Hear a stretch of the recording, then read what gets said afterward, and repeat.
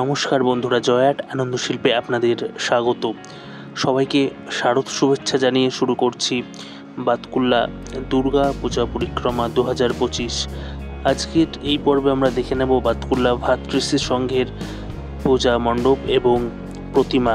বন্ধুরা, আমরা মণ্ডপ নিয়ে কিন্তু বিশেষ কিছু বলবো না, কেননা আপনারা কিন্তু ইতিমধ্যেই জানেন যেটি কী থিম হয়েছে। তো আমরা যে বিষয়টি নিয়ে কথা বলবো সেটি হচ্ছে বাতকুল্লার পুজো কতদিন থাকে এবং কিভাবে আপনারা আসবেন এই পূজাটি দেখতে। তো প্রথমে বলে দিই, বাতকুল্লার বড় পুজোগুলি কিন্তু একাদশী পর্যন্ত থাকে। আপনারা একাদশীর দিন এসে প্রতিমা, প্যান্ডেল, লাইটিং সবই দেখতে পারবেন। আর ছোট পুজোগুলি, তুলনামূলক ছোট পুজোগুলো কিন্তু দশমী পর্যন্ত থাকে। ঠিক আছে, দশমীর মধ্যে আসলে আপনারা সমস্ত পুজোই দেখতে পারবেন। আর একাদশীতে কিন্তু বড় পুজোগুলো সবগুলোই থাকছে।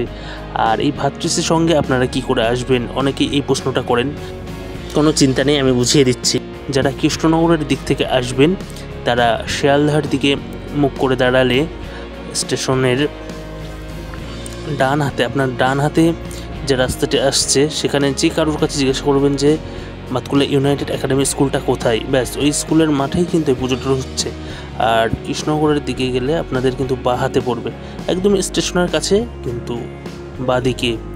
তো এই ব্যাপারটা খেয়াল করে আপনারা আসবেন। আর আমরা ধীরে ধীরে কিন্তু মণ্ডপের অভ্যন্তরে প্রবেশ করছি। এবার দেখে নিই কেমন হয়েছে মণ্ডপের অভ্যন্তর ভাগ। দেখতে পাচ্ছেন সপ্তমীর সন্ধ্যায় কিন্তু অনেক মানুষ এসেছেন এবং অষ্টমী নবমীতে ভিড়টা কিন্তু আরও বেশি হয়ে যাবে।